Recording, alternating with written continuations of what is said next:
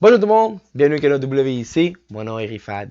Alors, j'ai un petit ami qui est décidé de venir nous joindre. Check ça, c'est le petit Ralph. Dis bonjour à tout le monde. Hello! Il a décidé de nous joindre aujourd'hui parce que je vais parler d'une compagnie qu'est-ce qu'ils font, c'est qu'ils vendent des produits pour les animaux domestiques, puis tout ça. Fait que je trouve que c'est une belle opportunité de vous présenter mon ami de compagnie. Fait que là, il va descendre, là, parce que là, ça paraît trop, là. Fait qu'on va le descendre. Fait que je me suis dit que c'est une belle opportunité de vous présenter mon petit ami Ralph. J'arrive à lui présenter mon petit chat aussi, mais mon chat est comme caché quelque part, là, il veut pas sortir. Comme d'habitude, comme vous le savez. Fait que là, moi, Chewy, qu'est-ce qu'il y a, comme je l'ai dit un peu, Chewy, c'est une compagnie qui vend des produits pour les animaux domestiques.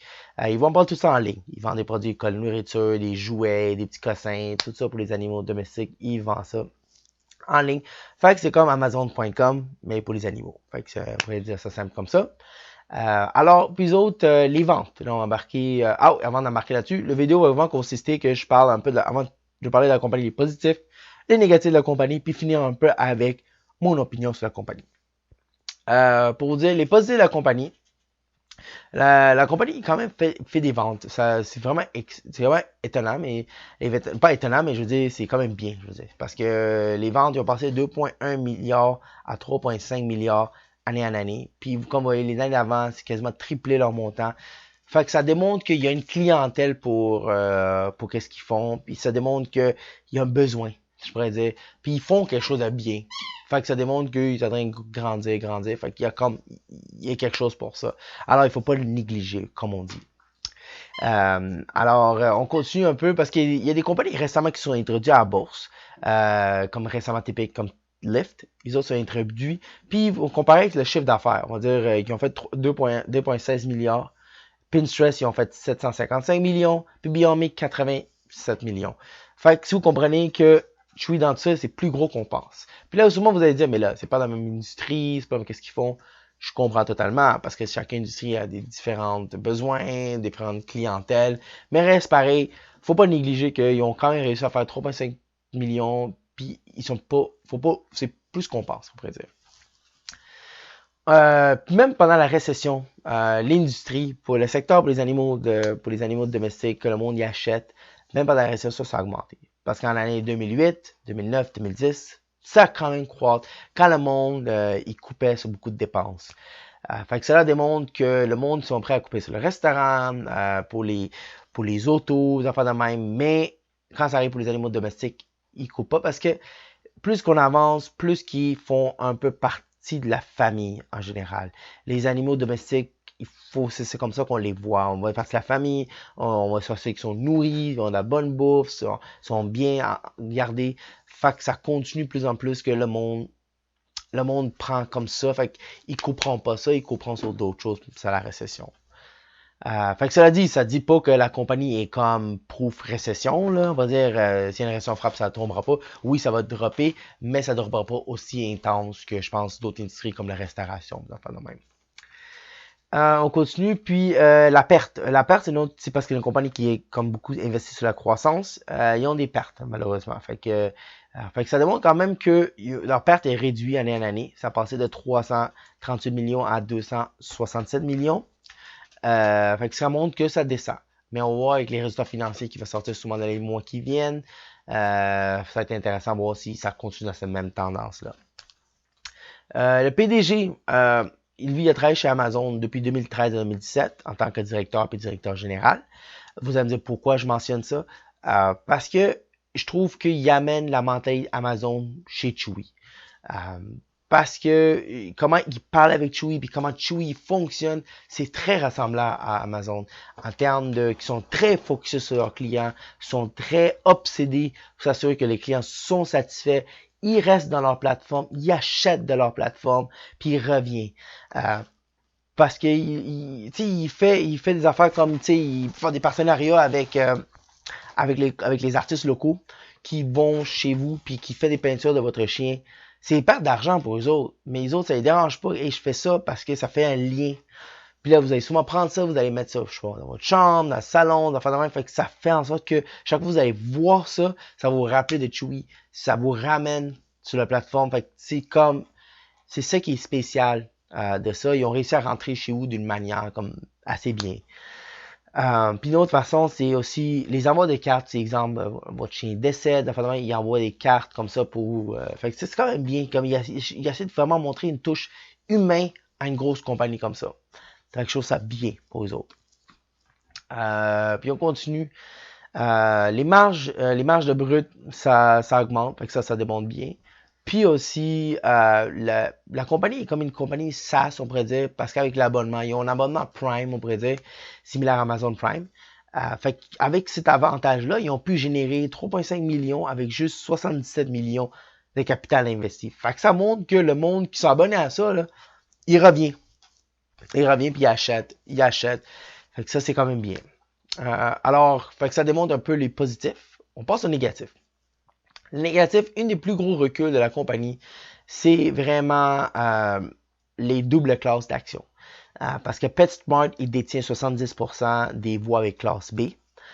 Fait que ça joue que ça devient de plus en plus populaire. Maintenant, beaucoup de monde, beaucoup de compagnies utilisent ça. Mais reste pareil, il y a quand même beaucoup d'investisseurs qui sont beaucoup plus sur le recul, sur l'idée de cette idée-là. Alors c'est pour ça que je pourrais dire que c'est un recul pour ça. Parce que Snap, il l'a fait aussi. Mais le PDG, lui, il s'est dit, ça ne dérange pas parce que les investisseurs qui ont cette voie-là sont focusés sur une vision long terme. Fait que ça les permet de focuser long terme et pas sacrifier pour court terme. Alors, il nous rassure d'un côté en disant comme, mais non, t'inquiète, parce qu'on est comme ça, mais il nous encourage de continuer une vision long terme. Fait que ça, c'est comme un correct. Mais un autre désavantage de la clause, je pourrais dire, ils se font exclure des index S&P 500, Mid Cap 400, Small Cap 600, puis Russell 2000. Parce qu'ils autres, ils ont une clause qui dit mais là, quand les compagnies possèdent plusieurs classes de catégories d'actions, ils ne peuvent pas faire partie de cet index. Et toutefois, ça peut changer parce qu'ils l'ont fait pour le Dow Jones. Ils peuvent inclure Berkshire Hathaway, parce qu'il y a deux classes, ils ont réussi à l'inclure parce qu'ils ont fait ce changement-là. Dans le fond, là, continue un peu les prix et la vente, comme le sell to price, est quand même élevé à 3,9 pour 3,9. Dans le fond, les augmentations de passifs et actifs, c'est quand même assez considérable. Comme on dit, les liabilities, ça augmente parce que si vous voyez ici, les assets total, c'est comme total à comme 542 millions, mais les liabilities revient à 878, augmentation de 300 millions et plus année en année. Fait que ça démontre, c'est un peu inquiétant de ce côté-là, je pourrais dire. Une autre affaire aussi, je pourrais dire, avec les prix actuels qui sont, il faut vraiment que la compagnie augmente leur chiffre d'affaires 15% année en année pour vraiment justifier la prix d'action. Parce que c'est ça qui arrive, parce que le monde va quand même augmenter, acheter, mais c'est une c'est un cercle vicieux, ça va juste continuer, parce qu'il faut qu'il justifie ces ventes-là. Est-ce qu'ils sont capables de le faire? Je penserais que oui, parce que c'est quand même une grosse industrie. Ça démontre qu'il y a un besoin pour ça. Fait que je trouve que s'ils continuent avec ça, fait que ça peut avoir ça. Alors, on peut finir après mon point finaux. Je trouve que Chewy, il a très fait quelque chose d'innovatrice parce que je trouve que c'est une industrie qui manquait d'innovation. Puis là, il embarque, puis il innove de ce côté-là. Puis il innove du côté client. Très focusé sur le client, puis reculé. C'est quelque chose que Amazon, ça me rappelle beaucoup ce qu'Amazon faisait au début. Puis il n'y a pas beaucoup de compagnies qui font ça. Fait que ça démontre que les autres sont très focusés sur ce point-là. Puis ils veulent améliorer, innover cette industrie-là. Puis il manque. Puis je pense qu'ils sont capables d'aller chercher du pourcentage du marché. Puis le monde va continuer à acheter parce que le monde va être fiers, vont être comme fidèles au brand Chewy. Puis ils vont revenir puis acheter. Puis je trouve que c'est quelque chose qui démarre. Puis je trouve que c'est assez intéressant. Puis démarre, mais je veux dire démarre, ça fait plus de couple d'années, là, ça a démarré. Mais je trouve que le boom, il commence à pogner. Fait que ça peut être intéressant à voir. Cela dit, est-ce que moi je vais l'acheter? Peut-être pas. Je trouve peut-être que je mettrais ça comme mon panier, on pourrait dire. Puis voir. Peut-être si vous êtes intéressé à acheter, je pourrais dire peut-être, regarde, attends que ça descende en bas de 30$. Même que ça peut descendre en bas du prix du IPO. puis peut-être en acheter parce que je trouve que le monde peut-être achète peut-être vite, ça va juste continuer plus haut. Puis avec peut-être un mauvais résultat financier, quelque chose comme ça, ça va peut-être descendre. Parce que là, ils se sont alignés dans un coin qu'il faut vraiment qu'ils démontrent un bon résultat financier pour que l'action remonte. Sinon, ça descend. Fait que c'est quand vraiment un pile ou face en ce moment qui se passe, là. Fait que ça peut être intéressant à voir quel côté ça tombe pour vous. Euh, alors c'est intéressant, toutes ces compagnies-là. Fait que, regarde, lâchez-moi un petit commentaire en bas de qu'est-ce que vous en pensez de la compagnie. Est-ce que vous pensez à l'acheter ou de faire de même? Ce serait génial d'entendre ça de vous, comme toujours. Puis aussi, dans la description, je vais dropper mes sources de comment j'ai cherché mes informations pour ça. Fait que ça va vous aider si vous avez le temps de lire tout l'article. Puis aussi, il va y avoir les deux liens, un pour Facebook, un pour Twitter. J'aimerais vous avoir là-bas. Si vous aimez la vidéo, hit the thumbs up, comme on dit. Puis, s'abonner à mon canal, c'est pas abonné. Parfait. Alors, merci d'avoir écouté la vidéo. Je vous souhaite une très belle journée. Whoosh!